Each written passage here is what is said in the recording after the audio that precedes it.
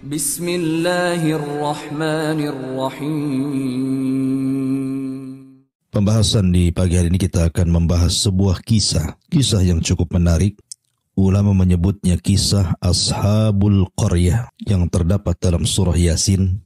Kisah ini banyak pelajaran dan syarat dengan ibrah, terutama bagi Anda seorang dai, bagaimana setiap orang yang berdakwah itu akan mendapatkan tantangan dan rintangan sehingga perlu adanya kesabaran. Ma'asyiral muslimin yang dimuliakan Allah Subhanahu wa taala. Kisah ini dicantumkan dalam surah Yasin tepatnya pada ayat ke-13 sampai kepada ayat 21. Baik, kita akan mulai kisah ini berawal dari Nabi sallallahu alaihi wasallam diperintahkan Allah Subhanahu wa taala dalam surah Yasin, wadrib lahum mathalan ashabal qaryati id ja'ahal mursalun. Dan buatlah sesuatu perumpamaan bagi mereka. Maksudnya mereka di sini orang-orang musyrik Arab, yaitu sebuah penduduk sebuah negeri ketika diutus kepada mereka utusan-utusan. Kisah Ashabul Qaryah ini, sebagian ahli tafsir mengatakan bahwa peristiwa ini terjadi di sebuah negeri yang disebut dengan Antakya. Dan apabila disebut Antakya, maka akan tersirat dalam benak kita tentang penyerbuan Khalifah Mu'tasim kepada negeri ini dalam sejarah Islam. Ma'asyiral muslimin yang dimuliakan Allah Subhanahu wa taala. Negeri Antakya ini Allah Subhanahu wa taala takdirkan pemimpinnya persis seperti Firaun, memaksakan kehendak dan memaksakan rakyatnya untuk menyembah berhala. Akhirnya kemudian penduduk Antakya pun menjadi para penduduk yang menyembah berhala. Dan Nabi sallallahu alaihi wasallam diperintahkan Allah Azza wa Jalla untuk menceritakan kisah Ashabul Qaryah ini kepada orang-orang musyrik Arab, karena kondisi Ashabul Qaryah yang diutus kepada mereka bukan hanya satu rasul, bahkan 3 rasul dalam satu daerah, kemudian mengalami penolakan dari Ashabul Qaryah ini. Itu persis yang dialami Nabi sallallahu alaihi wasallam terhadap orang-orang Quraisy Arab ketika di permulaan dakwah Rasul banyak ditentang dakwahnya. Bagaimana Nabi sallallahu alaihi wasallam kemudian diuji oleh Allah Subhanahu wa taala dengan penolakan orang-orang Arab ketika itu. Nabi SAW dikatakan gila, Nabi SAW dikatakan penyihir, dikatakan pemecah belah, bahkan tidak segan-segan terkadang Nabi SAW diancam, bahkan ada upaya pembunuhan. Begitulah dakwah para nabi dan rasul. Maka Allah Subhanahu wa taala berfirman, wadrib lahum mathalan ashabal qaryah, dan buatlah sebuah perumpamaan bagi mereka, yaitu penduduk sebuah negeri, penduduk Antakya, di mana penduduknya para penyembah berhala. Id ja'ahal mursalun, ketika datang kepada mereka utusan-utusan Allah Subhanahu wa taala. Ada yang mengatakan bahwa utusan-utusan ini adalah Hawariyun Isa bin Maryam. Jadi Isa ibn Maryam ketika itu mengutus 3 Hawariyun agar berdakwah di negeri Antakya ini. Awalnya Nabi Musa alaihi salatu wassalam hanya mengutus 2 orang yang kemudian diperkuat dengan 3 orang. Dan nama-nama dari 3 utusan ini, sebagian para ulama tafsir ada yang mengatakan namanya adalah disebutkan di dalam kitab Ibnu Katsir Al-Bidayah wa Nihayah, di mana Rasul yang pertama namanya Sam'un, kemudian yang kedua namanya Yuhana. Ada juga yang mengatakan namanya Sadiq, dan yang kedua namanya Soduk, dan juga yang mengatakan namanya Sam'an, dan yang kedua namanya Yahya. Itulah permulaan Allah Subhanahu wa taala mengutus 2 utusan ini. Makanya Allah mengatakan id arsalna ilaihimus naini fakadzabuhuma, yaitu ketika kami mengutus kepada mereka 2 utusan, tetapi penduduk Antakya justru malah mendustakan 2 utusan ini. Kemudian Allah katakan fa'ajazna bitsalitsin, maka karena 2 tidak cukup, masih didustakan oleh penduduk Antakya, maka diutuslah 1 utusan lagi, seorang rasul. Diutus kepada mereka 3 nabi sekaligus. Subhanallah. Harusnya ketika dalam sebuah tempat itu semakin banyak nabi yang diutus, tentu penerimaan dakwah harus semakin mudah, karena satu orang yang berdakwah tentu akan berbeda dengan 2 atau 3 orang yang berdakwah. Tetapi Allah subhanahu wa ta'ala sudah tutup hati-hati orang Antakiyah ini, sehingga mereka justru menolak dakwah 3 utusan ini. Lihat bagaimana penolakannya. Pertama, dimulai dengan takdzib. Mereka mendustakan 3 utusan yang Allah utus kepada mereka. Faqalu, ketika para utusan itu mengatakan, inna ilaikum mursalun, sesungguhnya kami diutus oleh Allah subhanahu wa ta'ala untuk berdakwah kepada kalian. Lihat jawabannya. Qalu ma antum illa basyarun mithluna wa ma anzala rahmanu min syai'in in antum illa takdzibun. Mereka mengatakan, penduduk negeri itu mengatakan, kamu ini hanyalah manusia seperti kami, dan Allah yang maha pengasih tidak menurunkan sesuatu apapun, sesungguhnya kalian hanya para pendusta saja. Ini awal penentangan Ashabul Qaryah, menentang para nabi dan rasul yang datang kepada mereka dengan cara takdzib, mendustakan mereka. Dan itulah budaya musuh-musuh para nabi dan rasul. Pertama, takdzib, mendustakan. Persis seperti orang-orang kafir Quraisy, mereka mendustakan risalah Nabi SAW, menentangnya, bahkan berusaha untuk memadamkannya. Ma'asyiral muslimin yang dimuliakan Allah subhanahu wa ta'ala, dan tidak aneh, siapapun yang mendakwahkan dakwah Rasul hatta sampai hari ini, menyampaikan tauhid, pasti akan ada orang-orang yang mendustakan dakwah tauhid. Karena itu sunnatul dakwah pernah dialami para nabi dan rasul. Seperti kisah dalam Ashabul Qaryah ini, diutus kepada sebuah negeri Antakiyah sekaligus 3 nabi, 3 utusan Allah subhanahu wa ta'ala. Ada yang mengatakan 3 hawariyun yang diutus Isa bin Maryam. Ma'asyiral muslimin yang dimuliakan Allah subhanahu wa ta'ala, lihat bagaimana jawaban para rasul. Dengan bijaknya mereka mengatakan, qalu rabbuna ya'lamu inna ilaikum lamursalun wa ma 'alaina illal balagul mubin. Maka para rasul itu menjawab, Tuhan kami mengetahui sesungguhnya kami adalah utusan-utusan Allah kepada kalian, dan kewajiban kami hanyalah menyampaikan perintah Allah dengan jelas. Seolah-olah para rasul mengatakan, kalian mau beriman atau tidak dengan kami, itu urusan kalian. Tetapi kami datang diutus oleh Allah subhanahu wa ta'ala untuk mendakwahkan kalian. Ma'asyiral muslimin yang dimuliakan Allah azza wa jal, maka mulailah 3 utusan Allah azza wa jal ini menyeru manusia ke dalam tauhid, memberantas kesyirikan, mengatakan kepada mereka bahwa berhala-berhala itu tidak mendatangkan manfaat dan tidak mencegah madarat. Kembali kepada tauhid. Tapi mereka malah mengatakan, kalian ini hanya manusia sama seperti kami. Seolah-olah mereka mengatakan, kalau memang Allah subhanahu wa ta'ala mau, kenapa Allah tidak mengutus malaikat kepada kami? Kenapa mesti kalian yang diutus? Subhanallah. Padahal Allah subhanahu wa ta'ala mengatakan, lau ja'alnahu malakan, la ja'alnahu rajulan. Sekiranya Allah subhanahu wa ta'ala mengutus seorang malaikat sekalipun untuk menjadi seorang rasul, tetap malaikat itu tidak mungkin dalam bentuk aslinya. Maka Allah katakan, seandainya kami jadikan rasul itu malaikat, la ja'alnahu rajulan, tentu kami juga akan membentuk dia seorang laki-laki, seorang manusia. Tidak mungkin malaikat dalam bentuk asli berdakwah. Seperti Jibril yang memiliki 600 sayap, kemudian muncul di tengah-tengah manusia, mendakwai manusia. Bukan diterima, malah ketakutan orang. Artinya bahwa ketika Allah subhanahu wa ta'ala mengutus seorang nabi, seorang rasul dari kalangan manusia itu, supaya mudah ditiru. Kalau seandainya rasul kita, nabi kita adalah malaikat, bagaimana cara menirunya? Malaikat itu tidak makan, malaikat itu tidak minum, malaikat tidak menikah, malaikat tidak punya keturunan, dan banyak sekali perbedaan kita dengan malaikat. Sehingga kalau seandainya rasul kita malaikat, macam mana kita akan meniru cara makannya, cara minumnya, cara nikahnya, cara mendidik anaknya, sementara mereka tidak memiliki itu semua. Maka Allah subhanahu wa ta'ala mengutus manusia supaya mudah ditiru. Karena manusia itu nampak bagaimana cara makannya seorang nabi, kita tiru. Bagaimana cara minumnya seorang nabi, bagaimana cara ibadahnya, dan begitu seterusnya. Tetapi yang dikehendaki penduduk Antakiyah ini hanya sekedar mendustakan Rasul karena sombongnya mereka.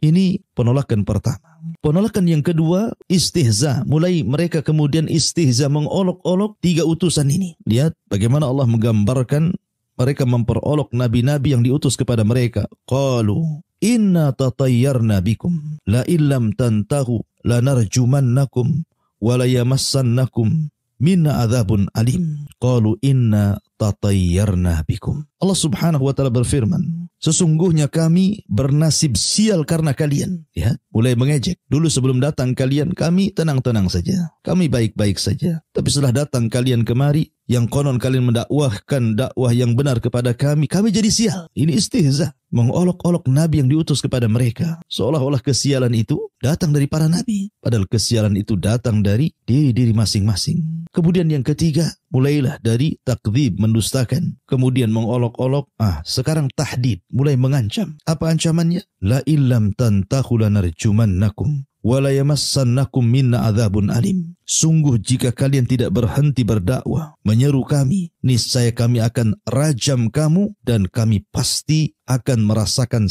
dan kamu pasti akan merasakan siksa yang sangat pedih dari kami. Mulai diancam. Begitulah tabiat musuh-musuh para nabi dan rasul. Musuh-musuh kebatilan, musuh-musuh ketika mereka menentang dakwah yang benar. Maka motifnya kurang lebih dengan apa yang terjadi kepada kisah Ashabul Qaryah ini. Berawal mendustakan, yang kedua istihza, mengolok-olok, yang ketiga mengancam. Dan itu pula yang dilakukan orang-orang Quraisy kepada Nabi SAW. Pertama mendustakan. Apa tidak ada orang lain kecuali engkau wahai Muhammad? Yang kedua mengolok-olok dengan dikatakan gila, tukang sihir, pemecah belah, tukang tenun dan begitu seterusnya. Akhirnya tahdid, mengancam untuk membunuh Nabi SAW. Dan itu menjadi sebuah kenyataan ketika hijrah. Rasul hampir mengalami pembunuhan kalau bukan karena Allah Subhanahu wa taala menyelamatkannya. Ma'asyiral muslimin yang dimuliakan Allah Azza wa Jalla. Maka Allah katakan qalu ta'irukum ma'akum a in dzukirtum bal antum qaumun musrifun. Utusan-utusan itu berkata, kemalangan itu atau kesialan itu datang dari kalian sendiri. Apakah karena kamu diberi peringatan sebelumnya kamu adalah kaum yang melampaui batas? Tidak ada urusan kesialan dengan kedatangan kami dengan kesialan kalian. Ma'asyiral muslimin yang dimuliakan Allah Subhanahu wa taala. Maka Allah Subhanahu wa taala katakan, "Wa jaa'a min aqsal madinati rajulun yas'a qala ya qaumi ittabi'ul mursalin." Ketika permusuhan para nabi dan rasul dengan kaum Antiokhia ini semakin sengit dan negeri Antiokhia semakin mendustakan dakwah para utusan, terdengarlah ke sebuah tempat oleh seorang laki-laki, seorang ahli ibadah, seorang yang saleh, namanya Habibun Najjar, mendengar bahwa negeri tersebut menolak utusan. Maka Habibun Najjar, seorang laki-laki yang sedang sakit judam ketika itu, tapi dia ahli ibadah, dia orang soleh. Maka dia ingin memperingatkan penduduk Antiokhia ini agar menerima dakwah para nabi dan rasul itu. Maka berangkatlah Habibun Najjar. Sehingga Allah Subhanahu wa taala katakan, "Wa jaa'a min aqsal madinati rajulun yas'a qala ya qaumi ittabi'ul mursalin." Dan datanglah dari ujung kota seorang laki-laki yang bernama Habibun Najjar dengan bergegas. Dia pun berkata kepada penduduk Antiokhia, "Wahai kaumku, ikutilah utusan-utusan itu." Ikutilah utusan-utusan itu. Ittabi'u ma la yas'alukum ajra wa hum muhtadun. Ikutilah orang-orang yang tidak meminta imbalan kepadamu dan mereka adalah orang-orang yang mendapatkan petunjuk. Wa ma liya la a'budul ladzi fatarani wa ilaihi turja'un. A'attakhidhu min dunihi alihatan iyuridni ar-rahmanu bidurrin la tughni anni syafa'atuhum syai'a wa la yunkidhun. Inni idzan la fi dhalalim mubin. Inni amantu bi rabbikum fasma'un. Maka mulailah Habibun Najjar memberikan nasihat kepada penduduk Antiokhia yang menolak dakwah 3 utusan itu. Dan dia mengatakan, ikutilah orang yang tidak meminta imbalan kepadamu. Dan mereka adalah orang-orang yang mendapatkan petunjuk. Dan tidaklah ada alasan bagiku untuk tidak menyembah Allah yang telah menciptakanku. Dan hanya kepadanya lah kamu akan dikembalikan. Mengapa aku akan menyembah Tuhan-Tuhan selainnya? Jika Allah yang Maha Pengasih menghendaki bencana terhadapku, pasti pertolongan mereka tidak berguna sama sekali bagi diriku. Dan mereka juga tidak dapat menyelamatkanku. Sesungguhnya, jika aku berbuat begitu, pasti aku akan berada dalam kesesatan yang nyata. Sungguh aku beriman kepada Tuhanmu, maka dengarkanlah pengakuan keimananku. Lihat bagaimana Habibun Najjar terus menasihati, memberikan permisalan terhadap dirinya yang beriman kepada para utusan itu. Akan tetapi, apa yang terjadi ketika Habibun Najjar ini berusaha mengingatkan jangan tolak ajaran 3 utusan itu, justru akhirnya kemudian dia pun ditangkap. Ada yang mengatakan digalikan lubang, dimasukkan ke dalam lubang, kemudian dirajam sampai mati. La haula wala quwata illa billah. Akhirnya orang soleh ini pun meninggal dunia. Dan dia hanya mengingatkan kaum Antiokhia untuk menerima dakwah 3 utusan itu. Tapi apa yang terjadi? Justru penduduk Antiokhia malah membunuhnya. Dan ini awal daripada bencana. Membunuh orang saleh, membunuh ahli ibadah. Ketika Habibun Najjar ini kemudian dipukuli, dilempar dengan batu, dirajam, kemudian dikubur separuh badannya dan dilempari dengan batu. Sampai akhirnya Allah takdirkan dia pun meninggal. Ruhnya Allah masukkan ke dalam sorga. Ruh Habibun Najjar ini sempat Allah masukkan ke dalam sorga. Kemudian melihat-lihat keindahan sorga. Melihat-lihat pohon-pohon sorga, istana-istana sorga, taman-taman sorga.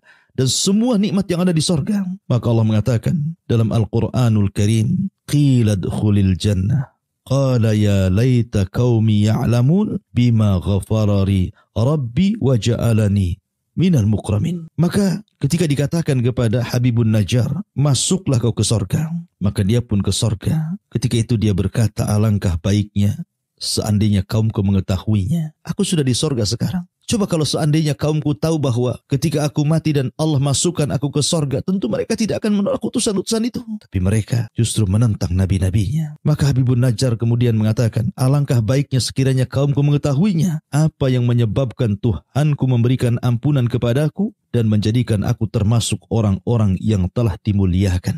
Subhanallah. Ma'asyiral muslimin, para pemirsa dan pendengar Kiswah TV yang dimuliakan Allah Subhanahu wa taala. Ketika penentangan kaum Antiokhia kepada 3 utusan ini semakin menguat, terlebih ketika kemudian mereka sudah membunuh orang saleh yang mengingatkan mereka agar jangan menolak 3 utusan itu, dan itu awal bencana bagi mereka. Maka Allah Subhanahu wa taala murka kepada mereka. Allah katakan, wa ma anzalna ala qaumihi min ba'dihi min jundim minas sama wa ma kunna munzalin. Kemudian setelah dia meninggalkan kami, dan setelah dia meninggal, maksudnya Habibun Najjar meninggal, kami tidak menurunkan satu pasukan pun dari langit kepada kaumnya, dan kami tidak perlu menurunkannya. Biasanya Allah Subhanahu wa taala kalau mengadab terkadang menurunkan nampak adabnya seperti Ashabul Fil, diadab oleh Allah Subhanahu wa taala dengan rombongan ababil dan begitu seterusnya. Tapi Allah Subhanahu wa taala tidak menurunkan tentara-tentaranya. Cukup 1 malaikat saja Allah turunkan kepada mereka, Jibril alaihi salatu wassalam. Tiba-tiba Jibril ini berteriak satu teriakan, in kanat illa sayhatan wahidatan fa idahum khamidun. Tidaklah Jibril itu kecuali hanya teriak satu teriakan saja, tidak lebih. Tapi apa yang terjadi? Yang terjadi, Allah mengatakan fa idahum khamidun. Tiba-tiba mereka semua berkelimpangan mati, tidak bernyawa. Tidak ada satupun yang selamat dari negeri Antiokhia itu. Lihat bagaimana akhir daripada para penentang para nabi dan rasul. Allah adab mereka. Ma'asyiral muslimin yang dimuliakan Allah Subhanahu wa taala. Maka dari sini hendaklah dijadikan pelajaran bagi kita untuk tidak menentang ajaran nabi-nabi kita, untuk tidak menolak ajaran nabi kita Muhammad sallallahu alaihi wasallam. Karena Allah Subhanahu wa taala berfirman, "Falyahdharil ladzina yukhalifuna an amrih an tusibahum fitnah aw yusibahum adzabun alim." Hendaklah takut orang-orang yang menyelisih perintah Rasulnya akan ditimpakan kepada mereka fitnah, atau boleh jadi akan ditimpakan kepada mereka adab yang sangat pedih. Begitulah nasib Ashabul Qaryah yang menolak 3 utusan, yang harusnya dengan banyaknya utusan mereka dimudahkan untuk menerima dakwah, tapi justru sebaliknya mereka malah menentang, menolak, sehingga Allah Subhanahu wa taala turunkan adab kepada mereka. Wallahu alam. Ini di antara kisah Ashabul Qaryah yang terdapat dalam surah Yasin.